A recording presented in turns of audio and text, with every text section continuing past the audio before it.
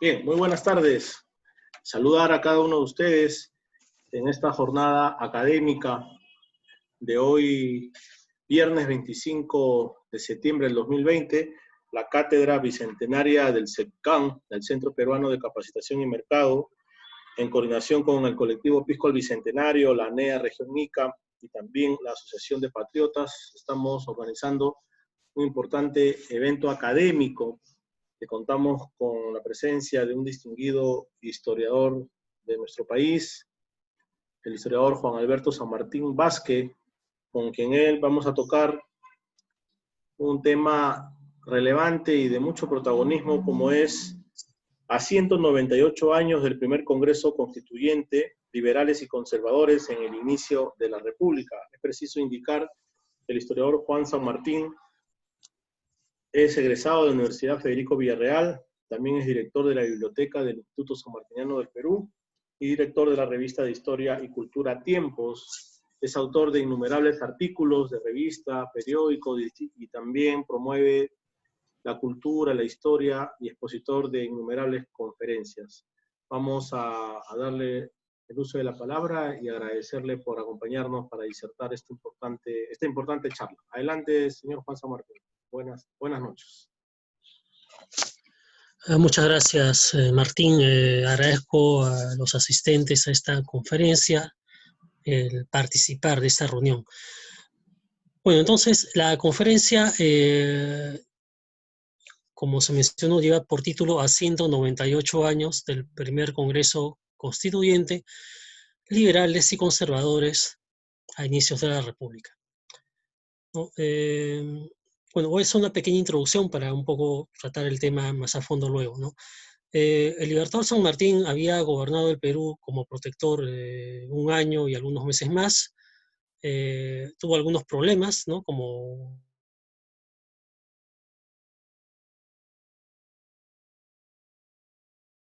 constitucional, creó la Sociedad Patriótica de Lima, dio algunos pasos conducentes para este plan que él tenía, pero las cosas no le resultaron bien, ¿no?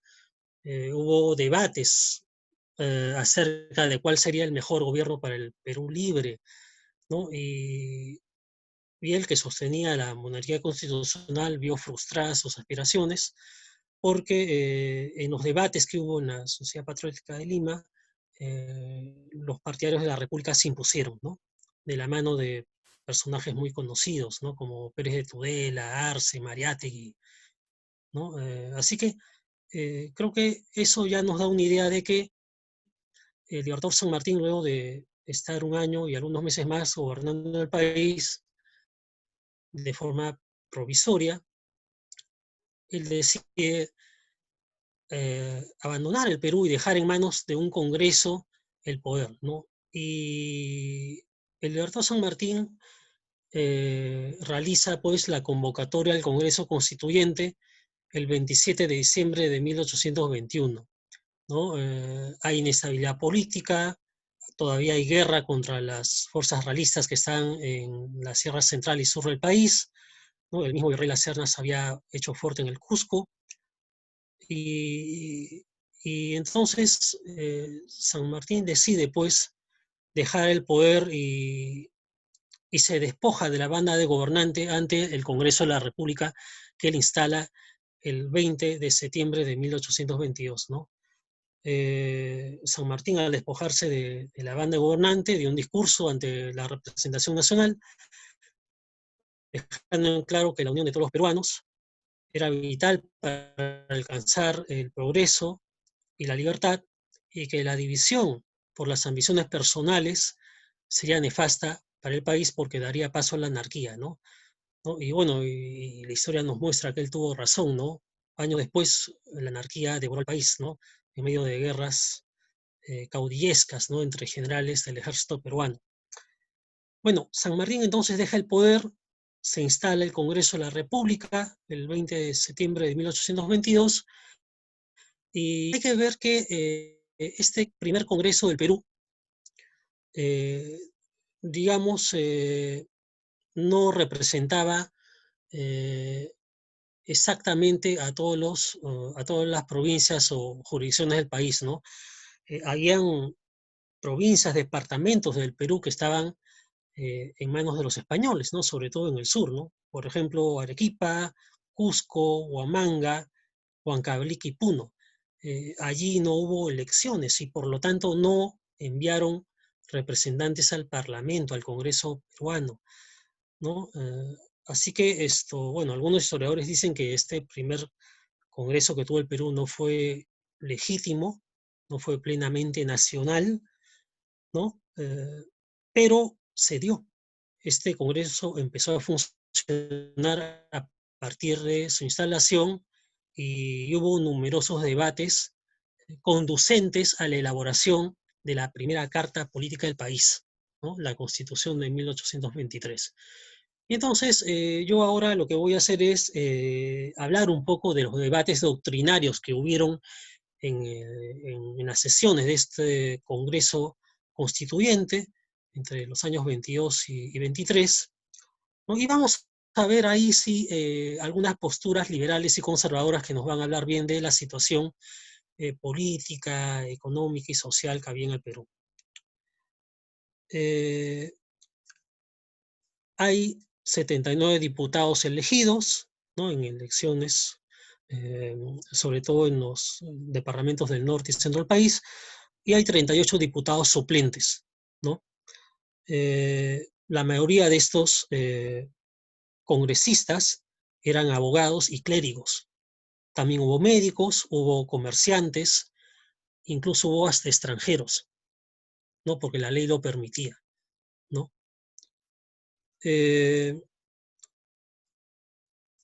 Hay una primera generación de liberales de la República Peruana que formaron parte de este primer Congreso Constituyente, ¿no? Y entre ellos podríamos mencionar a Francisco Javier de Luna Pizarro, que fue el primer presidente del Congreso, también a Mariano José de Arce, a Francisco Javier Mariátegui, a José Faustino Sánchez Carrión, entre otros. En general, ellos defendían eh, la libertad de expresión, la propiedad, el libre comercio, ¿no es cierto? Que eran pues estos derechos que podríamos decir cada ciudadano debía tener, ¿no?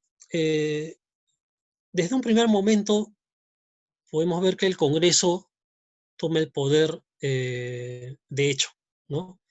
Hay que entender, y esto lo vuelvo a repetir, el contexto político del país era de inestabilidad, ¿no? Todavía las fuerzas españolas están en Sierra Central y sobre el país y eran una amenaza.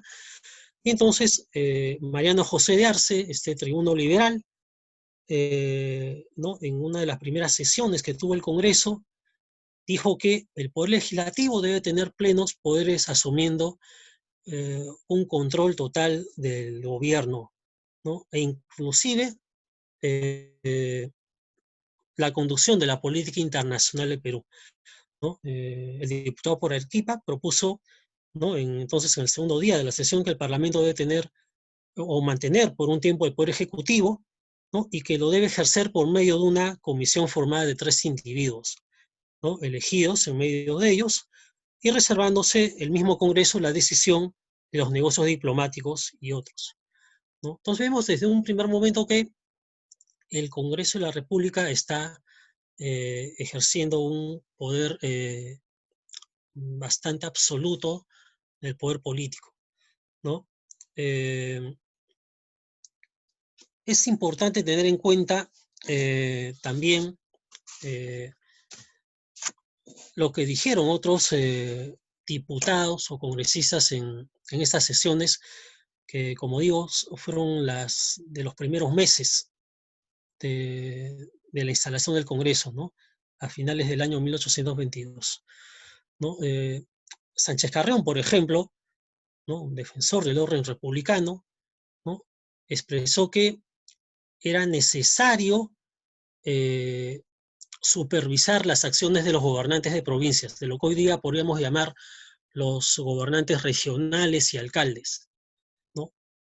¿Por qué? Porque la democracia se debía llevar a la práctica con un control político de las autoridades por parte de los ciudadanos, ¿no?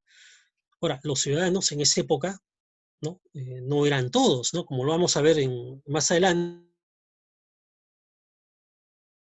cumplir ciertos requisitos para hacerlo y para tener derechos de pedir alguna solicitud al gobierno o hacer una demanda contra alguna autoridad, ¿no? ¿Qué decía Sánchez Carrión? Él decía lo siguiente, ¿no? Los que actualmente gobiernan las provincias de cuya conducta reclamaren los habitantes de ellas serán pesquisados conforme a las leyes. Los gobernadores que resulten criminales se declaran desde luego inhábiles para estos y otros destinos, ¿no? O sea que ya se estaba previendo que se tenía que hacer una justicia en base a un control político que debe empezar por la ciudadanía, ¿no? Eran los ciudadanos los llamados a supervisar el buen gobierno de las autoridades, ¿no? Esto se ha mantenido como una tradición política hasta nuestros días, ¿no? Luna Pizarro, Francisco Javier Luna Pizarro, el primer presidente del Congreso, ¿no? Él también participó en algunas de las sesiones del Congreso Constituyente, sobre todo en los primeros días, luego se retiró por motivos voluntarios, pero lo importante es de que con la experiencia que él tenía, que él traía, ¿no? De las Cortes de Cádiz, en las que él fue básicamente un observador y pudo ver funcionar la maquinaria política de los debates, ¿no? Él puso un poco de orden en los debates en el seno del Parlamento, ¿no? ¿Qué decía, por ejemplo, Luna Pizarro en una de sus intervenciones, el 23 de octubre de 1822?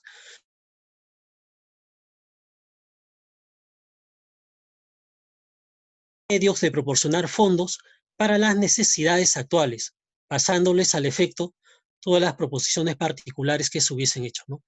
¿No? ¿No? Si ustedes se dan cuenta, detrás de esas palabras, lo que nos quiere decir Luna Pizarro es de que él estaba interesado en que se generen los ingresos económicos suficientes para cubrir los gastos de guerra contra las fuerzas realistas, ¿no? Y además, también esas comisiones debían trabajar rápidamente, ¿no? Para poder cubrir y sostener la demanda de alimentos de la población, ¿no? Y a lo largo de las sesiones uno, si revisa en los diarios de debates de este primer Congreso Constituyente, uno va a ver de que se dieron las facilidades para que los productos de pan llevar, las hortalizas, ingresen a la capital, por ejemplo, sin pagar impuestos, ¿no? Entonces, vean ustedes, es importante tener en cuenta que hay pues una actitud de los parlamentarios de vigilar, ¿no? Y de controlar la administración y hacer efectivo el buen manejo de los recursos económicos del país, ¿no? Otro congresista que podríamos llamar bien liberal, y lo fue en hecho, fue el ya citado Mariano José de Arce, ¿no? Mariano José de Arce se caracterizó en sus debates o en su participación en los debates en el Congreso por ser un defensor de la libertad de expresión, ¿no? Él favoreció la impresión de periódicos y diarios en esos primeros años de la República. Para él era importante que se publiquen las ideas políticas y las ideas de los ciudadanos que reduden en un mejor ejercicio político de la ciudadanía, ¿no? Por ejemplo, ¿no? En la sesión del martes 14 de enero de 1823, el diputado Mariano José de Arce expresó lo siguiente: todo escrito que contenga injurias contra cualquier persona no se publique sin el nombre del autor, ¿no? ¿Qué quiere decir esto? Que Mariano José de Arce era partícipe que se publicaran escritos, opiniones, ideas, aunque contengan algunas imprecaciones y algunos calificativos, deben publicarse siempre y cuando el autor de esa nota, de ese escrito, ponga su nombre, para que luego él se haga responsable de sus palabras y pueda ser juzgado por el tribunal de imprenta, ¿no? El jurado de imprenta, ¿no? Hay un estudio que hizo el magistrado Carlos Ramos Núñez hace un año más o menos sobre este tema, que es muy rico, ¿no? En el cual se ve cómo el jurado de imprenta sanciona y castiga a aquellos que difamen y calumnien a través de medios escritos como los diarios y los periódicos, ¿no? Así que cada autor de una nota periodística tenía que hacerse responsable por lo que publicaba, ¿no? Así que es importante tener en cuenta este detalle, ¿no? No se prohibía, ojo, las publicaciones, pero sí el ciudadano tenía que hacerse responsable por lo que escribía y publicaba en tal diario o revista. Así que vean ustedes que es importante tener en cuenta este detalle de la acción de los liberales en el primer Congreso Constituyente, ¿no? Por otro lado, también el primer Congreso del Perú tuvo parlamentarios de ideología conservadora, ¿no? Y ellos van a tratar por todos los medios de hacer efectiva sus proposiciones para mantener el orden social proveniente de la colonia y hacer un país estable, con una economía fuerte, ¿no? Y sostenido esta economía fuerte por el cobro del tributo indígena, el derecho de posesión de tierras por parte de la clase propietaria y el mantenimiento de la propiedad de los esclavos, ¿no? Recuerden que había esclavitud todavía, ¿no? Es cierto que el libertador San Martín había dado un decreto por el cual decía que en el Perú libre, a partir del 28 de julio de 1821, nadie nacía esclavo. El Congreso va a reafirmar ese decreto de San Martín, ¿no? Y lo va a convertir en ley. Pero ¿qué pasaba con aquellos que ya venían siendo esclavos de antes del 28 de julio, ¿no? Ellos siguieron siendo esclavos hasta la época de Ramón Castilla, en que fueron libertados en 1854, ¿no? Pero volvamos entonces a lo que estábamos hablando, ¿no? Hubieron congresistas de ideología conservadora muy renombrados en el país, ¿no? En este primer congreso. Por ejemplo, Hipólito Unanue, José Larraín Loredo, Manuel Pérez de Tudela, Tomás Diegues, Justo Figuerola, Nicolás Araníbar, Pedro Pedemonte y José Peset, por decir algunos solamente, ¿no? Por ejemplo, ¿qué nos decía el famoso médico Hipólito Unanue, ¿no? Unanue propuso, por ejemplo, lo siguiente, ¿no?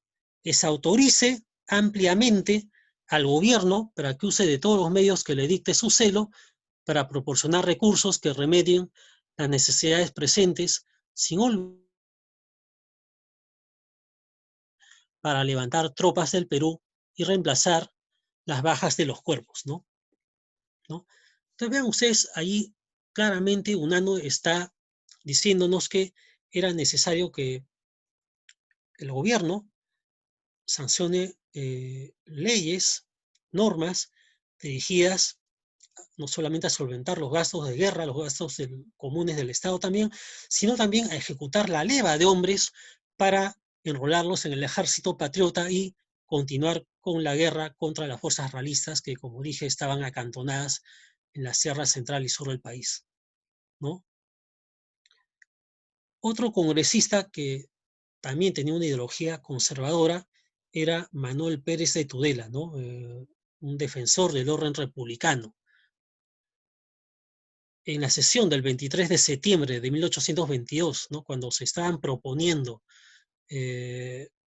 algunas ideas y normas para convertirlas luego en ley, ¿no? Manuel Pérez de Tudela solicita lo siguiente, ¿no? Vamos a ver lo que dice él, ¿no? Cito, que los esclavos destinados a las obras de la calle 7 de septiembre y demás públicas que sean restituidos a sus amos y con especialidad a los hacendados, para que no se perjudique al público en un ramo tan interesante como el de la agricultura, ¿no? Entonces vean ustedes, Manuel Pérez de Tudela dice claramente de que los hacendados deben tener bajo su control efectivo a la fuerza o mano de obra que labra sus tierras en las haciendas, es decir, a los esclavos, ¿no? Y si el Estado o la municipalidad o algún ente del Estado tiene esclavos trabajando, pavimentando pistas o haciendo alguna labor pública, deben ser restituidos a su propietario. Se refuerza la idea de la propiedad, ¿no? La propiedad, de hecho, era importante. La propiedad no solamente del predio, de la tierra, sino la propiedad de la mano de obra que tenían los hacendados en esos momentos, porque con el trabajo de la tierra que hacían estos hacendados, se surtía de hortalizas y de productos de pan llevar a todas las ciudades de la costa peruana, ¿no? Y eso era más importante que hacer calles, hacer plazas o hacer cualquier otra obra pública. Otro diputado conservador es el famoso congresista por el Cusco, Pedro Pedemonte. Bueno, hubieron dos Pedemontes en el Congreso Constituyente, ¿no? Pedro Pedemonte, que estuvo desde el comienzo, ¿no? del Congreso, y otro fue Carlos Pedemonte, que fue representante por Tarma, que él ingresó en 1823, ¿no? Pero vayamos al caso de Pedro Pedemonte, ¿no? En una locución ante el Congreso de fecha 28 de septiembre de 1822, Pedro Pedemonte manifestó lo siguiente, ¿no? Siendo tan público el despojo grosero que se hizo en la población del Callao de las rancherías y barracas a los propietarios de ellas, pido que éstas se restituyan a la posesión de sus propietarios y que se tome en cuenta de lo que han producido y la inversión que se ha hecho del dinero. O sea, que se debe, ¿no? Que se debe resarcir a los propietarios la pérdida, si es que la hubo, de algún bien que se haya destruido cuando estuvieron esos predios en manos de, digamos, de la gente común que lo invadió, ¿no? O sea, se defiende el derecho de la propiedad privada, sí, evidentemente, ¿no? Y también el derecho de los propietarios sobre la tierra que debe ser respetado, que debe ser respetado por la ciudadanía y también por el gobierno, ¿no? Y si hay disposición de allanar dichos predios, se debe indemnizar a los dueños por la inversión realizada en estos establecimientos, ¿no? Así que vean ustedes que el Congreso es muy dado a defender el derecho que tienen los propietarios en estos primeros años de la República, por encima incluso de lo que dijera el alcalde o el gobierno, ¿no?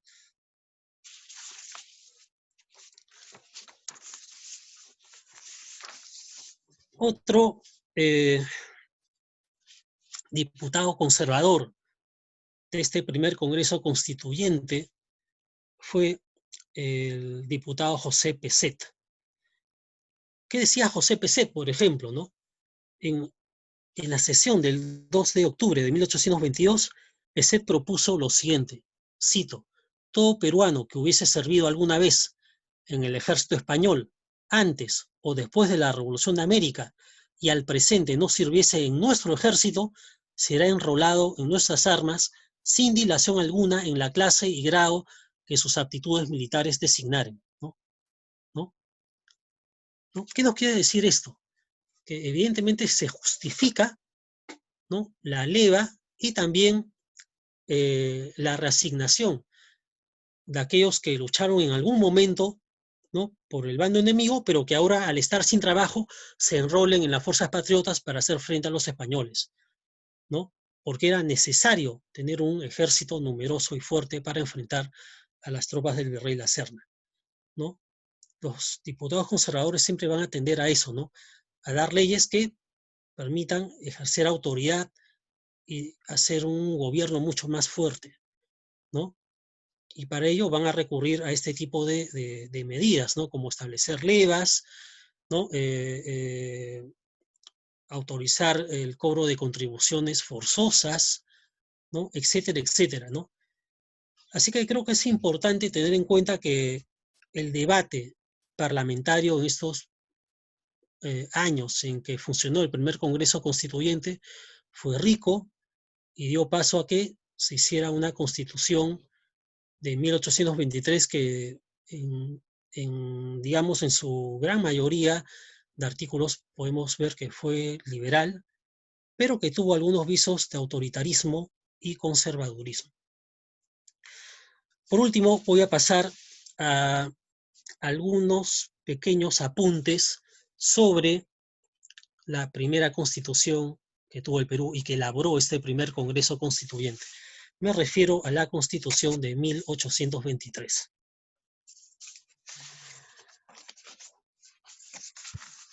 Bueno, la Constitución de 1823 fue sancionada por el Congreso el 12 de noviembre de 1823, siendo presidente de la República José Bernardo Tagle, el marqués de Torre Tagle, ¿no? Ese año fue muy convulso para el país, ¿no? Hubo una serie de desavenencias entre Rivagüero, que había sido nombrado primer presidente del Perú, con el Congreso, ¿no? Hubo riñas, hubo separación, ¿no? Y eso produjo inestabilidad política. Finalmente, el Congreso de la República se hizo fuerte, ¿no? Mandó a llamar a su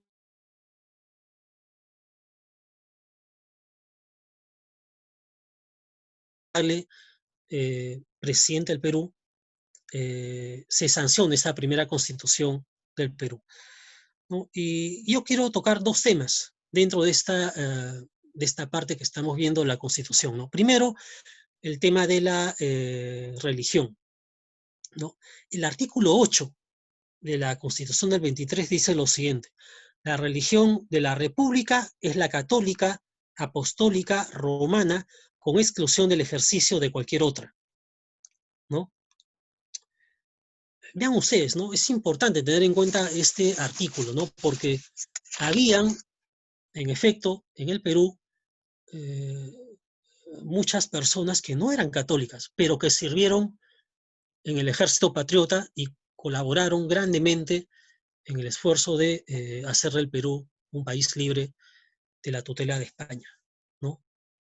Es cierto que la mayoría de peruanos eran católicos, la gran mayoría, pero hubieron también personas, como dije, que no lo fueron, ¿no? Por ejemplo, ¿no? De esto eran conscientes los congresistas que debatieron este artículo, ¿no? Hubieron muchos congresistas que se opusieron a este artículo 8, ¿no? Inclusive el mismo Luna Pizarro, que era cura, ¿no? Y otros más, ¿no? Pero al final la mayoría impuso este artículo, ¿no? ¿Y por qué? Porque habían muchos comerciantes, habían muchos empresarios que eran de nacionalidad británica, ¿no? Y muchos generales y coroneles que habían participado en el ejército libertador y estaban en guerra sirviendo al ejército patriota, como Miller y como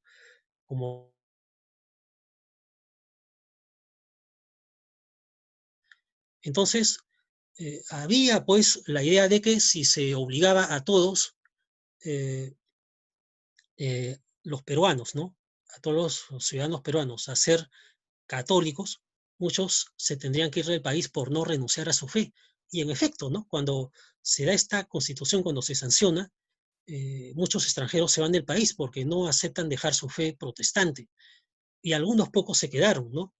¿No? El caso del general Miller, el caso del almirante Martín Guise, de la Marina de Guerra, ¿no? Pero una buena parte de extranjeros se fue del país porque no quiso renunciar a su fe protestante, ¿no? Así que es importante tener en cuenta este detalle, ¿no? Y otro artículo del cual quiero comentar también es el artículo 17 acerca de la ciudadanía. ¿Qué decía el artículo 17 de la Constitución de 1823?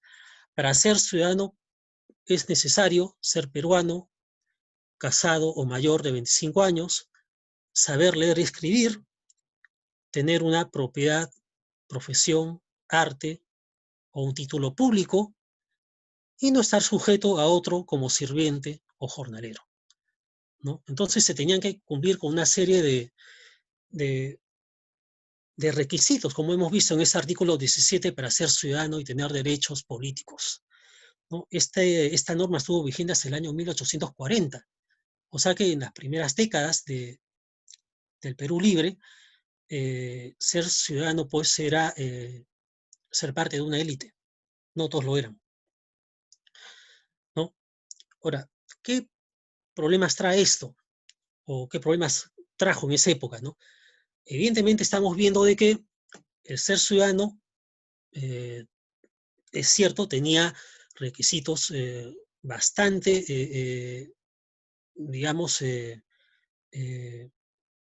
bastante fuertes, ¿no? Que hacían que obligatoriamente todo ciudadano peruano tenía que contribuir, porque para eso tenía un negocio, una profesión, un empleo, ¿no?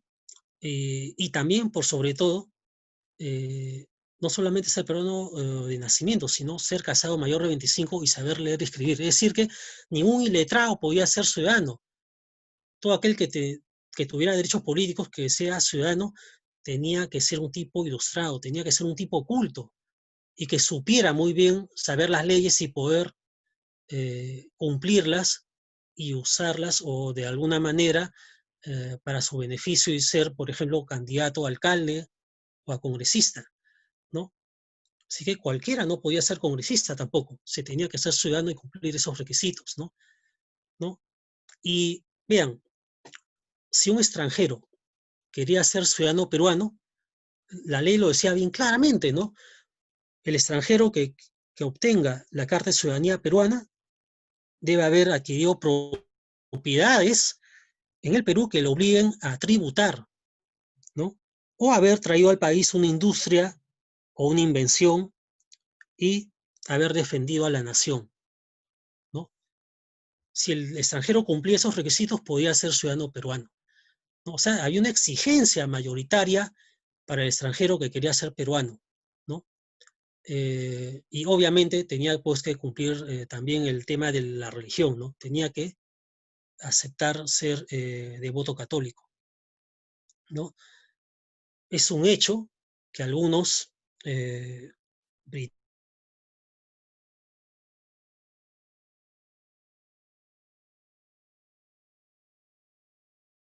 incluso hasta los años de Bolívar, ¿no? Como Miller, por ejemplo, aceptaron quedarse en el país y seguramente practicaron su religión protestante dentro de su casa para que nadie los vea. Tuvieron que sacrificar sus derechos eh, personales de credo, ¿no? Era una exigencia muy dura, evidentemente, el ser ciudadano peruano para muchos extranjeros que no eran católicos, ¿no? Pero lo más importante que vemos acá es que este artículo 10 está dirigido a que la ciudadanía peruana sea una ciudadanía ilustrada, culta. Se quería formar una élite política que pudiera votar con conciencia de que podía, de alguna manera, contribuir con su inteligencia al desarrollo del país, ¿no? Cualquiera no podía votar, ¿no? Había entonces requisitos muy sólidos para que los peruanos que tuvieran estos requisitos fueran ciudadanos, ¿no?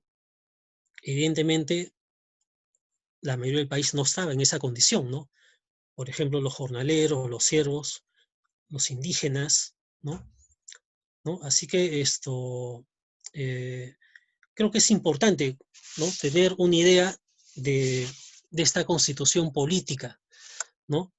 Porque da pasos muy firmes para hacernos entender que en el Perú de esa época era necesario formar una ciudadanía elitista, una calidad de ciudadanos muy alta para que guíen los destinos del Perú a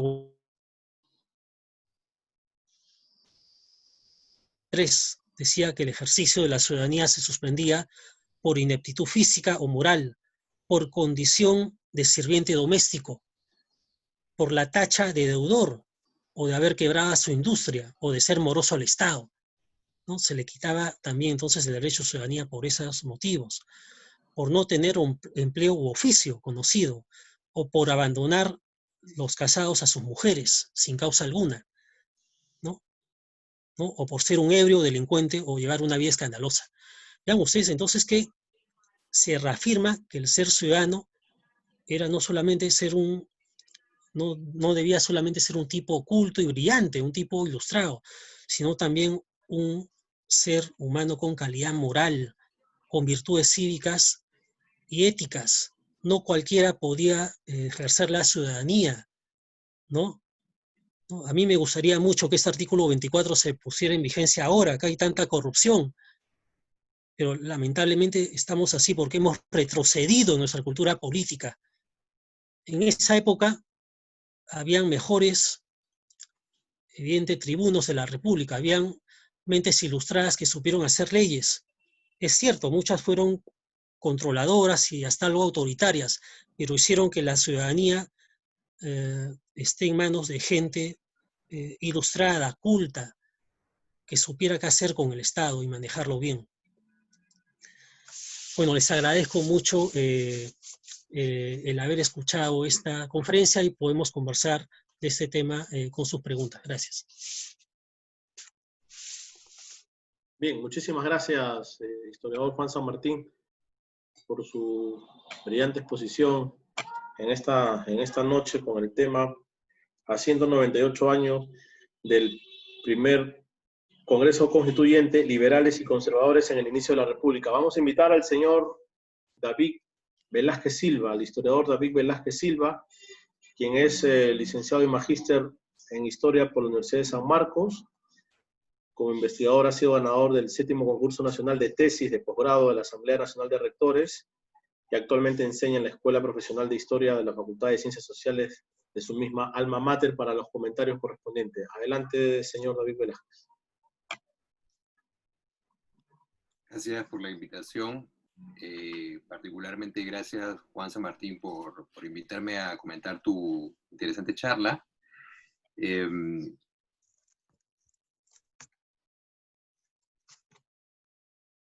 Su micrófono, por favor, señor David, se lo puede prender. Disculpe.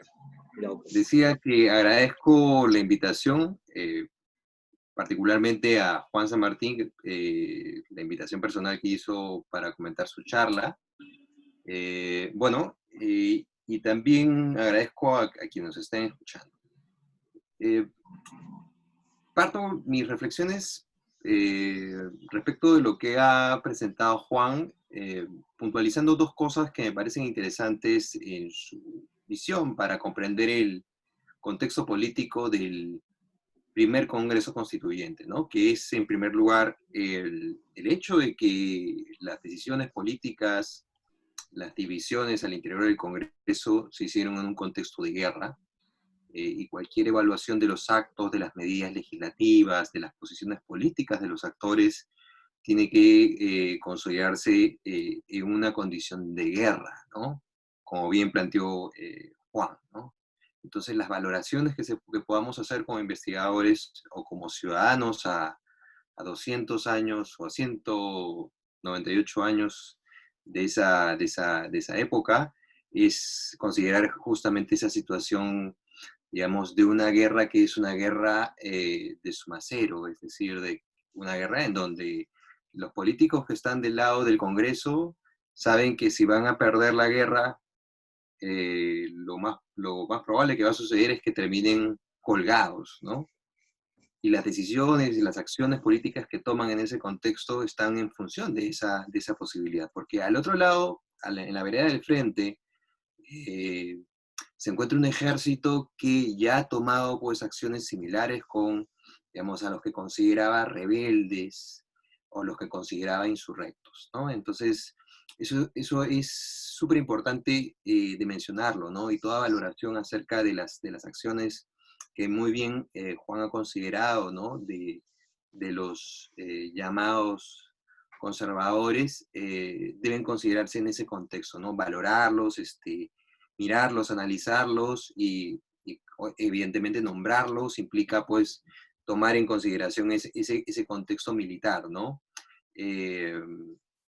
Es difícil y creo que es importante que quienes nos escuchen y no son historiadores comprendan que juzgar esas instituciones políticas o las consideraciones, el funcionamiento de las instituciones parlamentarias de ese contexto, en ese contexto, perdón, no puede compararse con la vida actual, ¿no? Es una situación de guerra, digamos, de suma cero. Y eso es, digamos, una cuestión importante que mencionó Juan.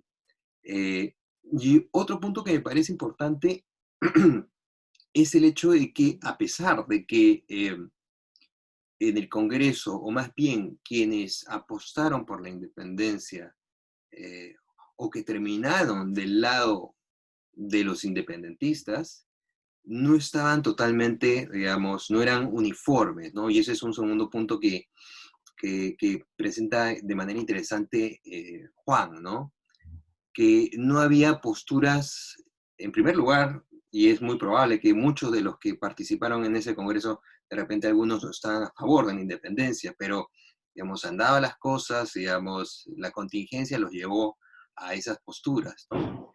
Pero, digamos, a pesar de ello, digamos, el grupo mayoritario que pudo haber estado del lado de la independencia, tampoco era un grupo homogéneo, ¿no? Había un conjunto de posiciones políticas que después, que en sus actos, como las medidas legislativas que ha mencionado o las alocuciones que ha mencionado Juan, se ven justamente esa pluralidad de tanto de presupuestos políticos como también esa pluralidad de horizontes hacia donde se debe dirigir el futuro del país, ¿no? Pienso también que este segundo punto tiene que estar enmarcado dentro del primero, ¿no? Digamos, de una situación de una guerra, digamos, de suma cero, ¿no? Y esos dos puntos me parecen, digamos, que Juan ha planteado bastante bien y creo que todos lo hemos aprovechado. Yo mismo he tomado nota de varios datos interesantes que ha planteado Juan, ¿no? Em, pero, y ya, digamos, de una posición más crítica, pienso yo que la posición, o más bien el designar a estos actores como liberales y conservadores, eh, es un asunto de difícil de resolución, es decir, que es difícil poder encontrar en los documentos y en los actores, en las acciones y en las alocaciones de los personajes, una, digamos, adscripción política, una identidad política, digamos, consistente. Seguramente Juan y bueno, todos los que hacemos historia de las ideas políticas o del vocabulario político nos damos cuenta que digamos, a veces las acciones, las medidas, los escritos de los actores no se amoldan a ese, digamos, a ese criterio que aparece en el siglo XIX de la diferencia muy rígida entre liberales y conservadores, ¿no? Es más, los propios protagonistas no se consideran liberales ni conservadores, sino más bien es una categoría que aparece en la segunda mitad del siglo XIX y a partir de ahí los actores políticos, no solamente del Perú, sino digamos de todo el mundo atlántico, empiezan a construir genealogías para dar a sus grupos políticos una densidad histórica, es decir, una de las cosas de las cuales nos ayuda la historia eh, intelectual más reciente, del vocabulario político, también de la historia de los conceptos, es tratar de comprender a los actores en sus propios términos, ¿no? Y digamos que la palabra liberal no se utilizaba en esa época, ¿no? Ni siquiera los propios protagonistas que nosotros desde el presente llamamos liberales, si les de repente ellos mismos no se hubieran referido a sí mismos como tales, ¿no? Y que, digamos, y de hecho, ningún actor de la época se llamaba a sí mismo conservador, ¿no?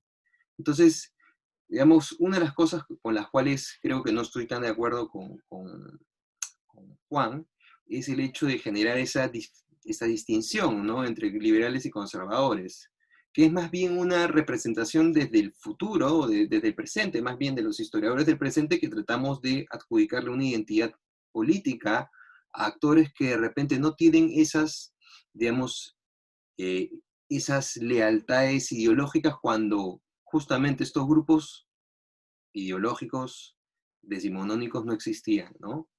Digamos, el liberalismo es una construcción de los años 40, ¿no? En el mundo, ¿no? En el mundo atlántico, ¿no? Y más bien desde la segunda mitad del siglo XIX, los políticos han tratado de justamente adjudicarle esas identidades a hombres que de repente no compartían esas ideas, ¿no? Y por eso, digamos, cuando vemos a los actores, vemos que tienen múltiples fuentes, ¿no? Faustino Sánchez Carrión me parece más que un liberal o un republicano, ¿no?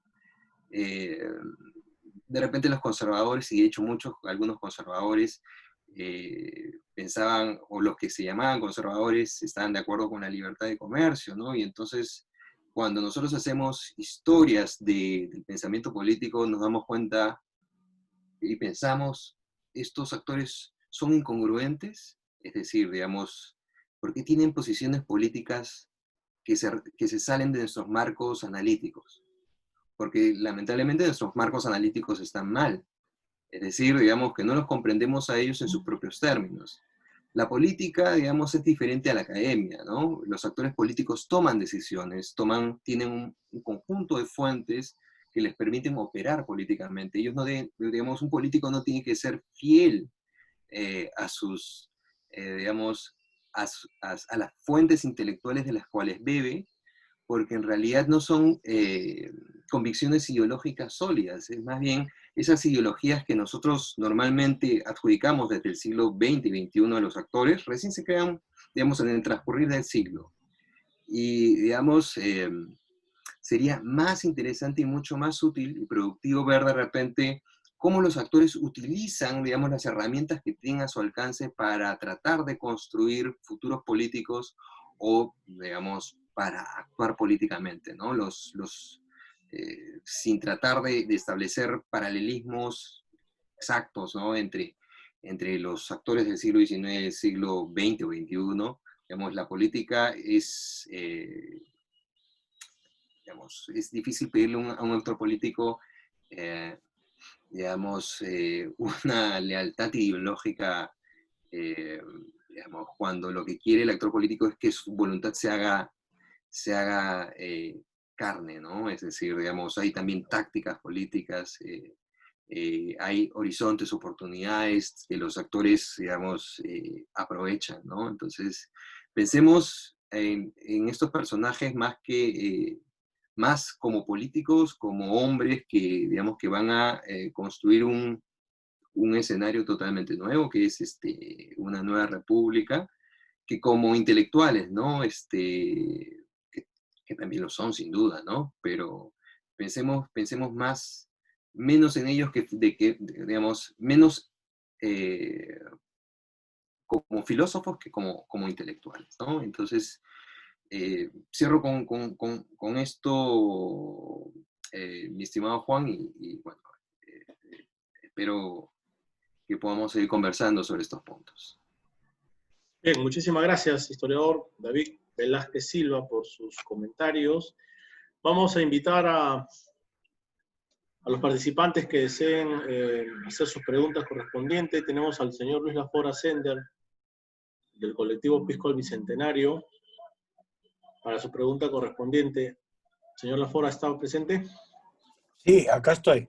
Adelante, por favor, por su pregunta. Para el señor San Martín, primero agradecerle su exposición y solamente quisiera que con los parámetros de ahora, como dice el señor David Velázquez, si pudiera usted describir cuál era la posición de un liberal y de un conservador en 1823. El conservador estaba por la monarquía, el liberal estaba por el gobierno republicano. Aparte de eso, ¿qué otros parámetros se consideraban como diferencias?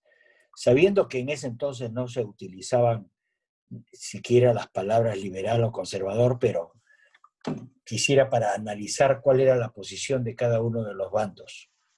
Gracias, señor San Martín. Sí, bueno, en efecto, en las medidas que dieron en el Congreso Constituyente, las proposiciones mayormente que hicieron ellos, se puede ver digamos, la postura política que asumen, ¿no? Cuando yo me refiero a liberales, me refiero básicamente a aquellos que están a favor de las libertades públicas, ¿no? Por ejemplo, el derecho de reunirse, el derecho de asociarse, el derecho a la libertad de expresión, ¿no? Los derechos políticos que se pueden practicar, ¿no? De compra y venta de tierras, ¿no? El derecho a tener una propiedad. Y por otro lado, los conservadores más bien tienden a mantener el orden social, ¿no? Heredado de la colonia, ¿no? Habían muchos congresistas en esa época que eran propietarios de haciendas y que tenían esclavos, ¿no? Por ejemplo, el famoso Hipólito Unanue, que tenía una hacienda en Cañete, ¿no? Así que esto, sí, en efecto, como dice el profesor Velázquez,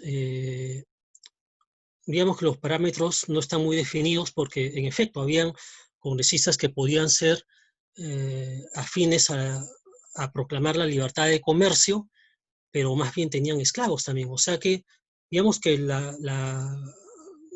hacer diferencias sobre ese tipo de cosas eran algo, digamos, relativas, pero en las propuestas, en las posturas y proposiciones políticas que hicieron en el Congreso se puede ver con mayor afinidad su ideología y su pensamiento.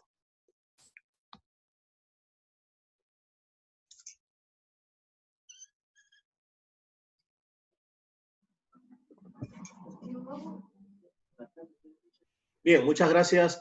Vamos a invitar a César Dionisio de la NEA ICA para su pregunta correspondiente. Adelante, César. Buenas noches. Buenas noches. Y buenas noches. Al señor expositor Juan San Martín. Bueno, la pregunta va en este sentido, ¿no? ¿Qué implicancias tuvo la Constitución Liberal de 1812? ¿Qué tomaron el primer Congreso peruano? ¿Qué tomó de ello? De esa Constitución, de la Corte de Cádiz, ¿no? Porque, por ejemplo, entre los preceptos, si bien es cierto, duró muy poco tiempo, ellos pedían la abolición de la mitad y el tributo, igualdad política entre criollos y españoles, restricción del poder del rey, la declaración de libertad de impuestos, ¿no? ¿Y qué tomaron de esa Constitución, de la Corte de Cádiz? Lamentablemente duró muy poco el Congreso, el primer Congreso peruano. Gracias por su respuesta, Juan. Sí, gracias. Bueno, en realidad, como usted dice, hubo alguna influencia, ¿no? Hubo alguna influencia de la Constitución Gaditana de 1812 en la primera constitución política del Perú, que fue la del 23, ¿no?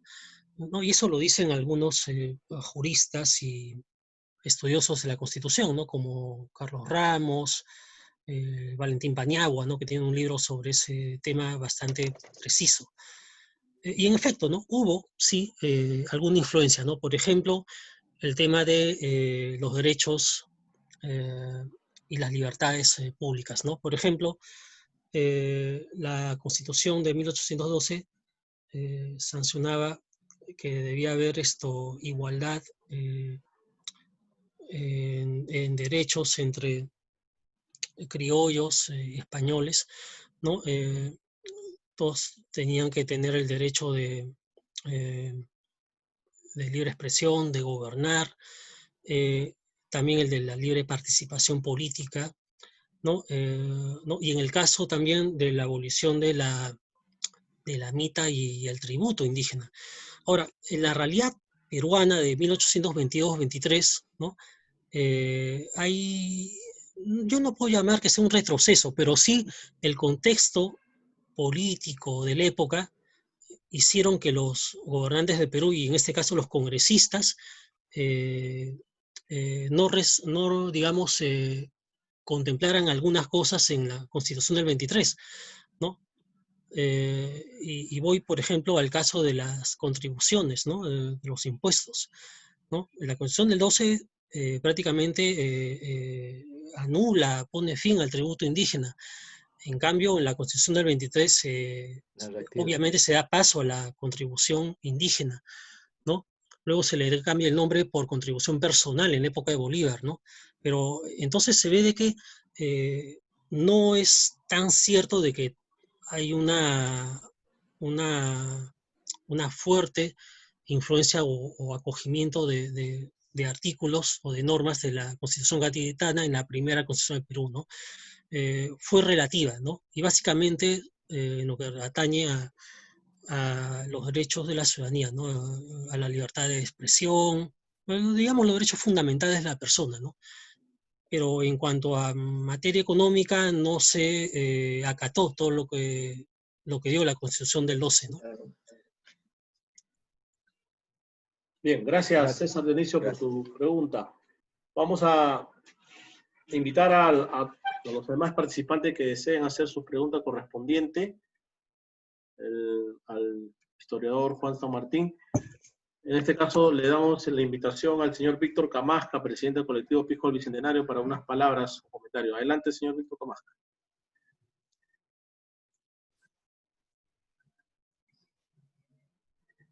Martín, buenas noches. ¿Me escuchas? Sí, adelante. Sí, buenas noches. Sí. Señor Juan, mucho gusto de verlo en esta oportunidad y como expositor en esta conferencia. Bueno, yo quiero felicitarle por la transparencia y la facilidad, la sencillez con que usted ha aplicado un tema de repente para no juristas sencilla, ¿no? Solamente una pregunta, y luego un comentario de mi parte. Los hermanos Pedemontes, porque eran hermanos, creo, Carlos y Pedro, sí es cierto que he escuchado que uno era por el Cusco y otro por Tarma, pero ellos eran de la procedencia de Pisco, ¿no? Eso solamente para que eso si lo pudiera reafirmar o decirme que no. Y lo otro, felicitarlo porque en su exposición usted traslada el acontecimiento de 1823 a las épocas actuales, y es lo que nosotros concebimos como el Bicentenario. No solamente es el hecho ocurrido hace 200 años, sino el reflejo de lo que está ocurriendo hoy, porque como una nación joven en este tema de fuerte del Estado o débil del Estado, son las consecuencias que estamos viviendo, cómo la sociedad no ha podido consolidarse como tal. Y qué perspectiva es lo que nosotros estamos buscando en nuestro quehacer de darle la propuesta a estas metas que se fijó la Comisión Bicentenaria Nacional, pero que fueron una quimera, por cuanto ni siquiera en el tiempo han podido ejecutarse ninguna, ¿no? Entonces yo les felicito por esa visión, ese adelanto, esa posibilidad de ver hacia adelante, hacia el futuro. Y estamos pendientes, y creo que, y le pediría un favor y Martín lo canalice. Yo creo que usted la vez pasada dio una conferencia sobre las guerrillas en el proceso de la independencia. Sí. Que quede pendiente esta conferencia, nos fijaremos. Nosotros estamos elaborando un programa de los 200 años de la creación de la primera bandera, o de la bandera primigenia del Perú, que es el 21 de octubre. Y quisiéramos que ese tema de las guerrillas, en qué manera también Pisco, o la región Ica, o la región sur, que fue la primera campaña que hizo Álvarez Arenales en esta zona, estuvo participando, ¿no? O cómo se integraron. Por lo demás, felicitarlo. Es un gusto realmente tenerlo en esta noche. Y como les reitero, la posibilidad de que nos pueda dar otra conferencia en estos temas que a nosotros nos apasiona a los pisqueños, ¿no? Muchas gracias, señor Juan San Martín. Gracias, Víctor Camasca. Sí. Sí, gracias. Entonces, en efecto, ¿no? Hubieron dos congresistas de apellido Pedemonte, en efecto, ¿no? El primero fue Pedro Pedemonte, que él fue electo, como dije, por el Cusco, era abogado, Pedro Pedemonte, y más tarde, en el año 23, se reintegró, o mejor dicho, fue elegido Carlos Pedemonte, que era un cura, era un sacerdote, pero también era un abogado y fue miembro del Colegio de Abogados de Trujillo, si más no me equivoco, ¿no? Lo tengo aquí, gobernador eclesiástico de Trujillo, ¿no? E ilustre miembro del Colegio de Abogados, ¿no? Entonces, ambos eran personajes de mucho talento, de mucha ilustración. No tengo la información que sean parientes, no la tengo a la mano, no podría confirmarlo, pero sí fueron personas muy ilustradas y sobre todo en el conocimiento del derecho romano y canónico, ¿no? Eran gente de mucho talento y por eso fueron representantes de sus jurisdicciones, ¿no? Tanto de Tarma y Cusco en el Congreso de 1822 y 23, ¿no? Y bueno, hicieron sus aportes, ¿no? Cada uno de ellos en los debates, ¿no? Como hemos visto en esa conferencia. Bien, muchísimas gracias, Víctor, por tu pregunta. Vamos a invitar al señor Jorge Valdés para la pregunta correspondiente. Buenas noches.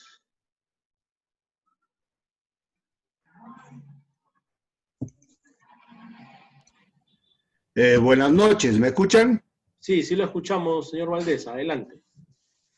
En primer lugar, felicitar al historiador Juan San Martín por la brillante exposición que nos ha dado hoy día referente al primer Congreso Constituyente que se instauró en el Perú en el año de 1823, me parece, 22-23. Mi pregunta va relacionada a lo siguiente. He escuchado hablar al historiador Juan San Martín respecto a que dentro de los congresistas que conformaron este Congreso hubieron conservadores y liberales. Quisiera hacer un poco de historia, que cuando se instala el Congreso Constituyente, San Martín, luego de instalar, nombra y se retira, ya dejando instalar el Congreso, nombran a don Toribio Rodríguez de Mendoza como presidente momentáneo y su secretario a José Faustino Sánchez Carrión. Luego se dirigen a la iglesia, regresan y se hacen las elecciones para nombrar la primera, digamos, mesa directiva del Congreso, en la que se ha elegido Luna Pizarro como primer presidente del Congreso. Dentro de la clasificación de conservadores y liberales, ¿qué papel le tocó jugar a Toribio Rodríguez de Mendoza, prócer de la independencia, en el Congreso, de acuerdo a sus ponencias o discusiones que seguramente se dieron en las discusiones del Congreso? ¿Y por qué considerar a Javier de Luna Pizarro como primer presidente del Congreso si el mismo Congreso momentáneamente nombra a Toribio Rodríguez de Mendoza como presidente momentáneo de este Congreso? Bien, muchas gracias. Adelante, señor San Martín. Sí. Bueno, lo que yo tengo entendido es de que el día de la instalación del Congreso, Toribio Rodríguez de Mendoza fue elegido, digamos, el presidente del Congreso, ¿no? En efecto, ¿no? Y él estuvo en la ceremonia en la que San Martín se despojó de la banda gobernante, ¿no? Pero cuando se inician las sesiones, que fue inmediatamente el 22 de septiembre, me parece, hay una nueva elección, y ahí es que Luna Pizarro es electo presidente del Congreso, y se le conoce en la historia del Perú como el primer presidente del Congreso del Perú, ¿no?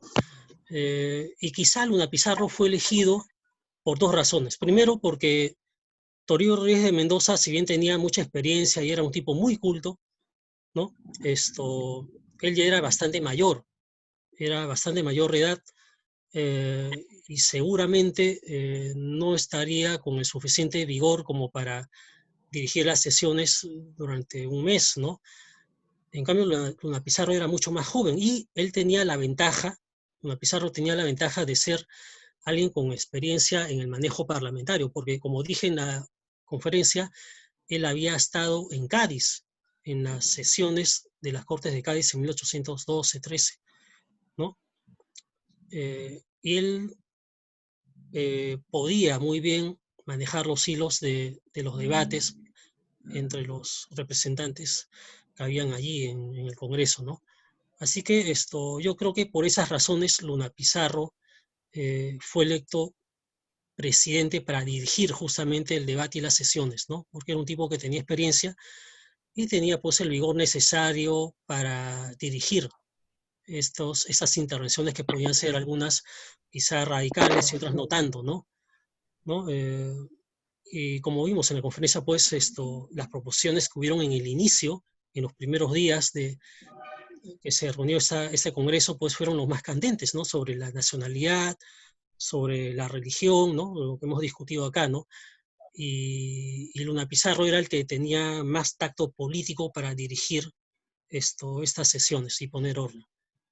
Gracias. Bien, muchísimas gracias. Perdón, ¿cuál fue la tendencia de Toribio Rodríguez de Mendoza? Hay que tener en consideración que Toribio Rodríguez de Mendoza fue el rector del Convictorio de San Carlos, donde imbuía a sus alumnos en las ideas libertarias, y un gran porcentaje, la mayoría de congresistas fueron sus alumnos. La pregunta era, ¿a qué lado o a qué tendencia apuntaba Toribio Rodríguez de Mendoza en la clasificación que nos hace como conservadores o liberales? Sí, muy brevemente. Bueno, yo no estoy en disposición de decir si fue liberal o conservador, pero sí, de lo poco que he leído en las actas que ha sido publicado por la Comisión Nacional del Sesquicentenario, ¿no? En la época de Velasco se publicaron estas actas del primer Congreso Constituyente, se puede ver que Rodríguez de Mendoza era un elemento que vigilaba muy bien los derechos de la Iglesia, ¿no? El tema de las contribuciones, ¿no? De los diezmos, ¿no? Y básicamente lo relativo a la participación del clero, ¿no? Porque habían muchos personajes del clero en el Congreso, ¿no? Pero más allá de eso, no se puede ver con claridad una participación suya sobre un tema espinoso que nos pudiera decir si tuvo inclinaciones liberales o conservadoras. Gracias. Bien, muchísimas gracias, señor Jorge Valdés. ¿Alguna otra persona que desee participar? Ahí vemos a la profesora María Benicia Espinosa Saavedra, al cual le invitamos para que pueda dar alguna inquietud o pregunta. Profesora Benicia, muy buenas noches.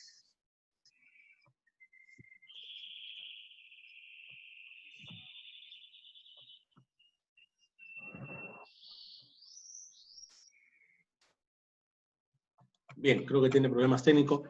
Bien, muchísimas gracias. Al nombre del SECCAN, tanto también de la ANEA, ICA, del colectivo Pisco del Bicentenario y la Asociación Patriotas del Perú, agradecemos al señor Juan San Martín por esta brillante exposición que nos ha dado a conocer en esta noche, cuyo tema fue a 198 años del primer Congreso Constituyente, liberales y conservadores en el inicio de la República, por el cual esperemos que no sea la primera ni última vez, señor Juan San Martín, y coordinar, como lo ha planteado el presidente del colectivo Pisco Bicentenario, el señor Víctor Camasca, para programar una conferencia próxima sobre los temas que siempre nos interesa a todos, más aún que estamos pues en la conmemoración del bicentenario de las distintas efemérides. Ya se conmemoró lo que fue el desembarco del general José de San Martín en Pisco, ahora se viene lo que es la creación de la primera bandera del Perú, el primer escudo creado en Pisco,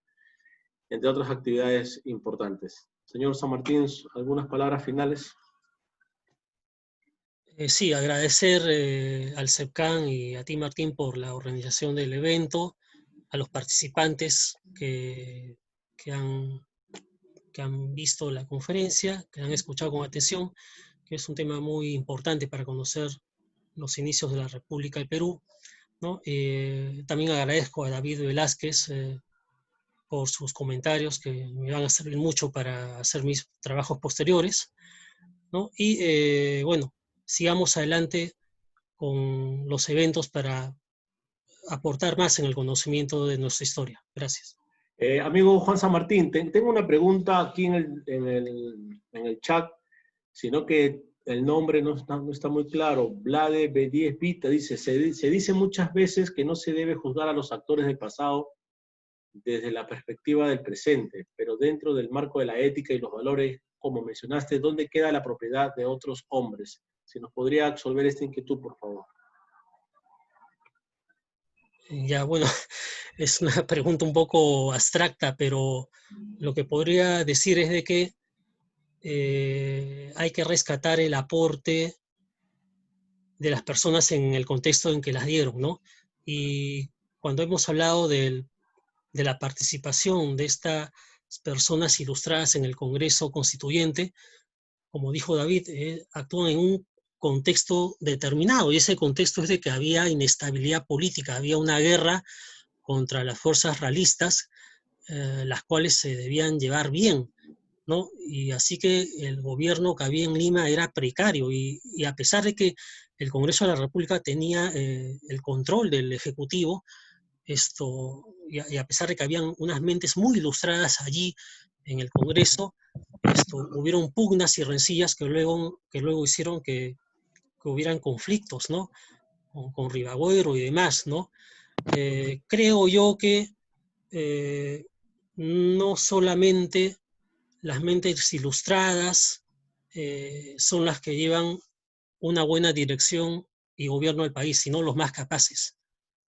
Son las personas capaces, preparadas, pero sobre todo capaces y con ética, ¿no? Con respeto a la ley, las que pueden llevar a nuestro país a un mejor futuro, ¿no? Y yo creo que, teniendo en cuenta que nos acercamos al Bicentenario, el Perú necesita de ciudadanos ilustrados, evidentemente bien preparados, pero por sobre todo necesita ciudadanos con virtudes éticas, cívicas, que tengan una buena formación moral, ¿no? Que tengan, digamos, lo que se llama las virtudes propias de un buen cristiano, ¿no? Y que respeten a las autoridades, ¿no? El irrespeto a la autoridad y a la ley hace de que el país pueda derrumbarse, pueda irse por la anarquía, como sucedió en esa época, ¿no? 1823, 24 y años posteriores, ¿no?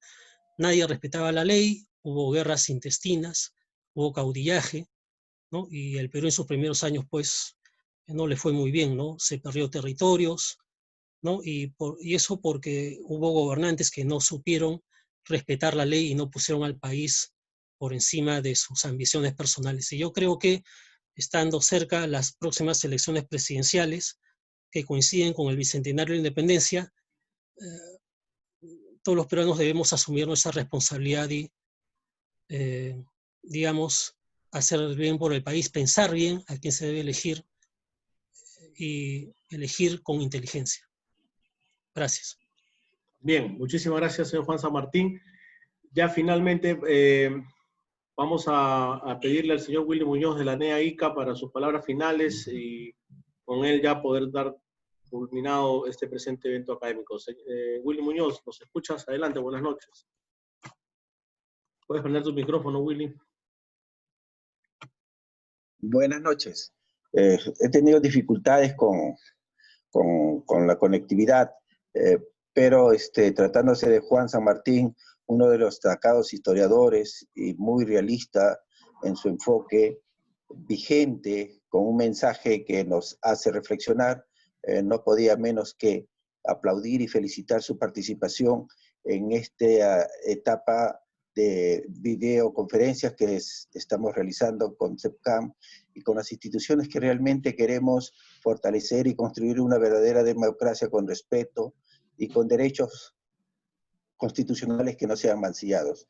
Distinguido maestro Juan San Martín, mis felicitaciones a nombre de la Asociación Nacional de Escritores y Artistas de la región ICA, ANEA, por esta participación suya que es tan vital y tan importante y que estamos seguros que seguiremos en ese vínculo necesario para fortalecer la identidad histórica tanto regional como nacional. Es usted uno de los mejores contribuyentes en ese aspecto, fundamentalmente en estos temas tan candentes que a veces los peruanos los desconocemos porque la historia soslaya muchos hechos tan necesarios para la conformación, pues, de ese principio democrático y de una vida de respeto a las leyes y a las normas.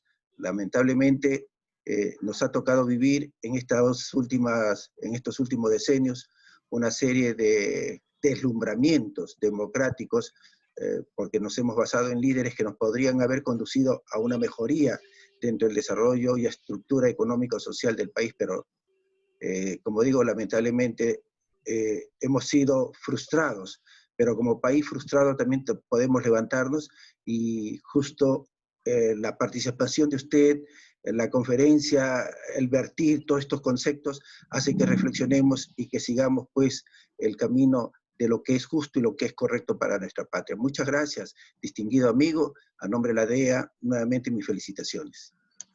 Muchas gracias. Bien, gracias Willy Muñoz, y también el agradecimiento al señor David Velázquez Silva, historiador de San Marcos y profesor de la misma universidad, por acompañarnos en los comentarios, esperando también invitarlo a David para alguna otra conferencia posterior. Muchas gracias, Juan San Martín, y abrazos a todos. Gracias. Buenas noches. Buenas noches. Buenas noches. Buenas noches, Juan. Buenas noches. Gracias. Buenas noches, William. Estaremos en contacto. Buenas noches. Estaremos en contacto, Juan. Bien. Sí, ok, Willy, gracias. Gracias. Muchas gracias, Martín. No, al contrario. Buenas noches. Gracias por acompañarnos. Buenas noches, Martín. Buenas noches, Juan. Gracias. Gracias. Buenas noches. Martín, Gracias, David. Estamos Gracias. Gracias. estamos comunicando. Gracias a todos. Muchas gracias. Desde el Callao, muchísimas gracias. Igualmente, gracias. Gracias, cuídense. Gracias, Juan. Un abrazo. Gracias, Martín. Gracias, Wilman, Luisa. Gracias a todos.